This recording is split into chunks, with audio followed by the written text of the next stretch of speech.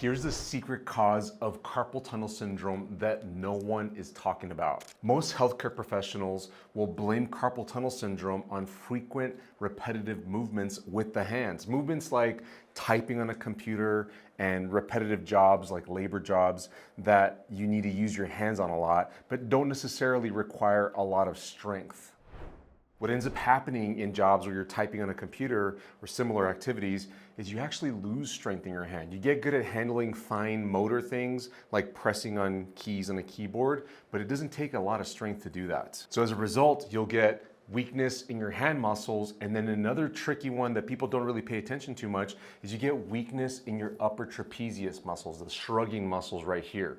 And this is important to factor in if you have carpal tunnel syndrome, because the muscles up in your shoulder area, the upper trap muscle, affect the pressure on the nerves all the way up here in your neck and shoulder, and it's the same nerves that go down into your hand and then pass through the carpal tunnel and affect your hand. That's what causes the symptoms, the numbness, the tingling, the weakness in this area of your hand.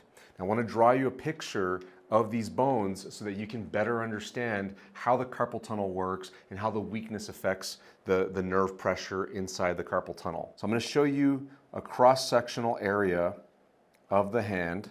And so just to show you what I'm looking at, it's as if you're looking at the bones right here. So I drew 4 little bones. It's as if you're looking at them right here. This bone, this bone, this bone, and this bone. You have a bunch of bones there. It's okay, we don't have them all just right. There's a bunch of them there. That's all you need to know. And I'm going to show you 2 examples. In the example on the left, this would be a healthy example. Here's your big palm muscles, right in there.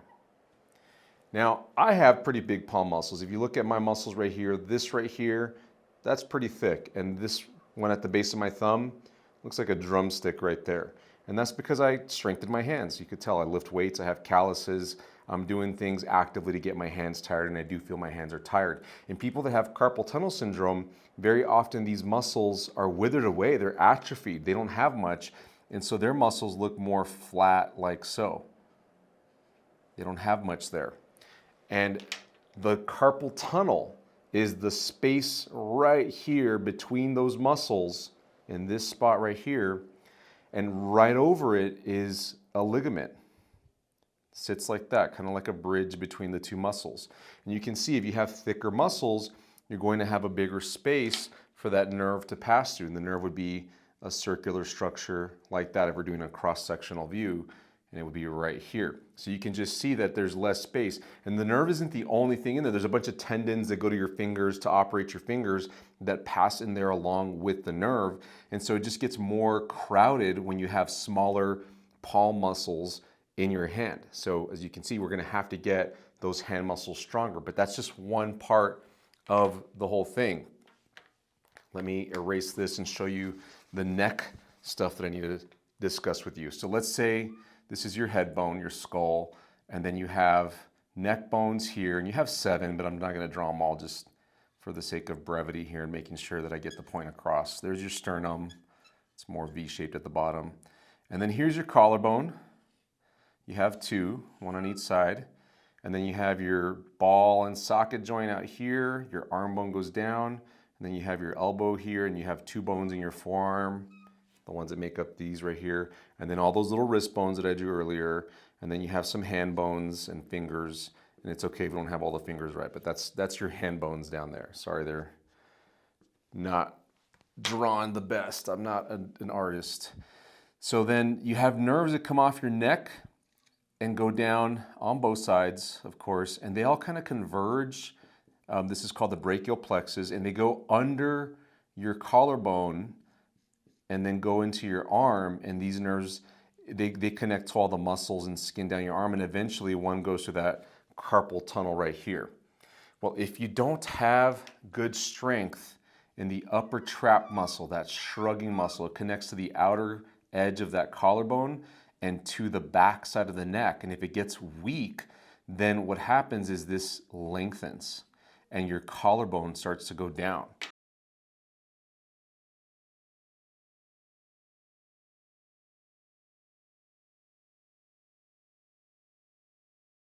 It drops and it puts pressure onto those nerves right there. And so you get compression of the nerves right here at the collarbone. And this is why some people, very often people that have carpal tunnel syndrome also have neck and shoulder pain. Sometimes it's right under the collarbone, right behind it, they can feel it. Oftentimes it's in the neck area because those weak upper traps will get achy and put pressure on the neck. And then it can mess with the function of the shoulder, and people have things like rotator cuff tear problems, shoulder impingement.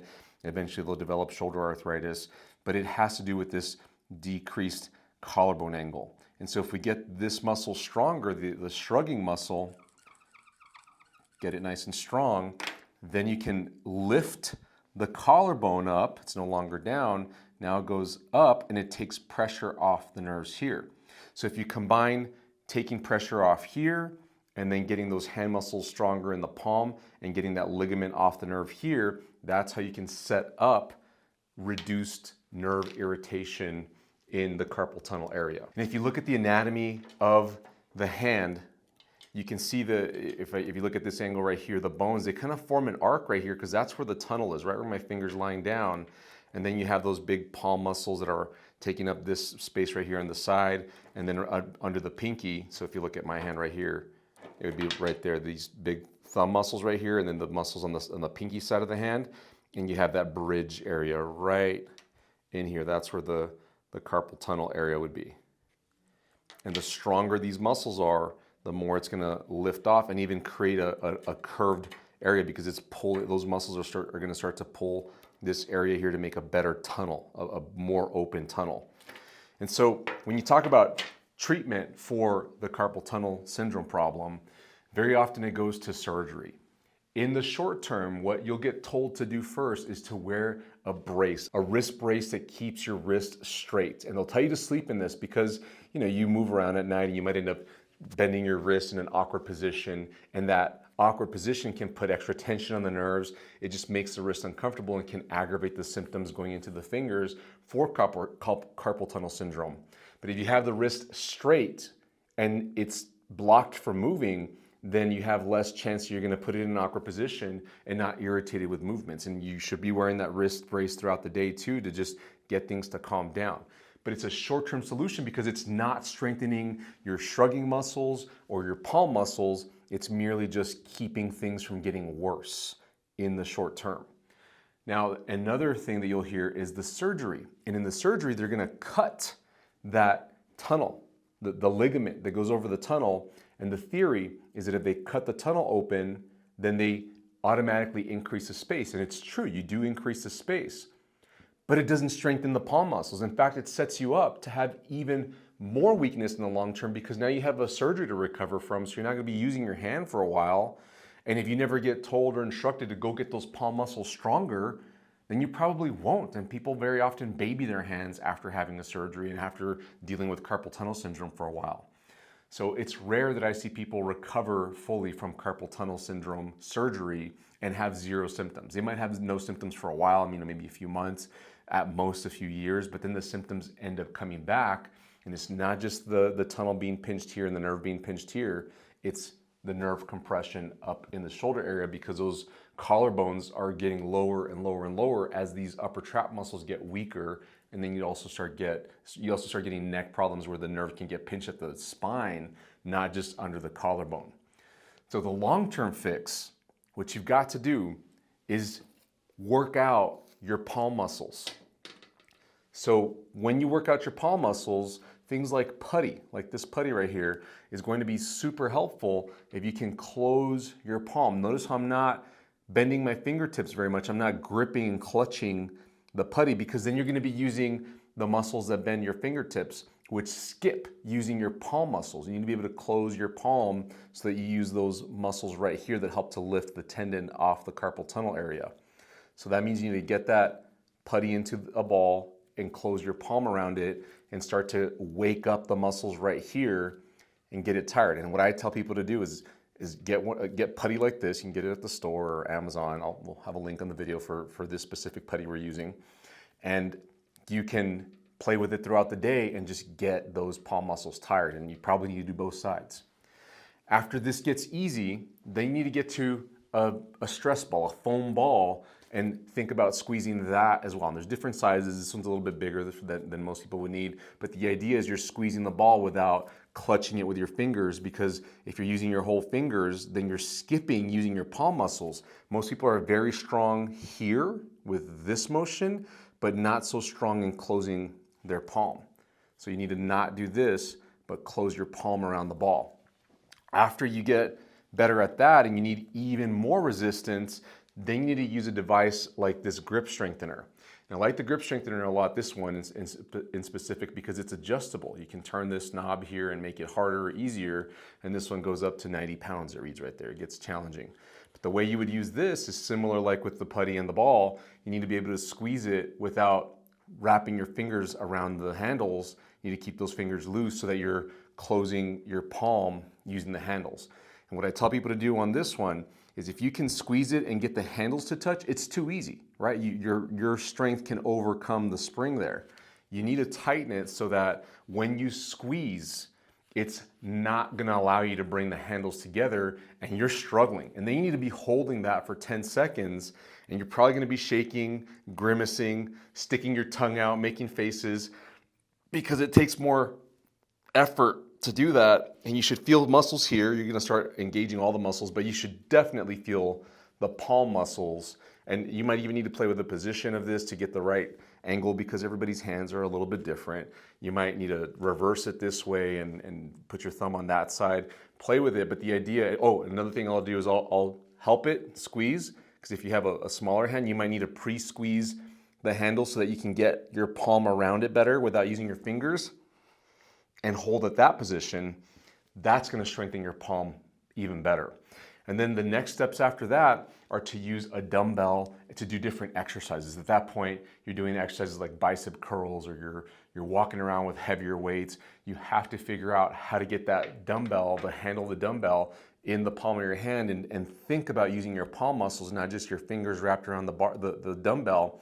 And then eventually work your way up to heavier weights that might include barbells as well. Now that's just the hand work, the hand strengthening you have to do. There's still upper trap muscles to account for. And what I recommend you do is start with a wall shrug exercise like this one, where you hold for 10 seconds. The holds are really important, just like with the hands, because it helps you to wake up the muscles and use more of the cells, more of the muscle cells to achieve the motion. You have to go up all the way. It needs to be a maximal shrug to get that collarbone off the nerves right under the collarbone.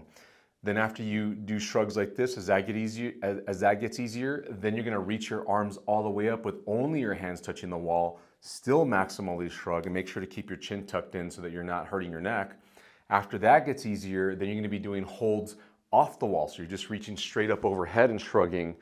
And after that gets easier, eventually you're gonna put some small weights in your hands, hold there, and then after that, you need to start doing reps where you're pushing heavier weight up and down repeatedly to get those shrugging muscles involved with every single movement.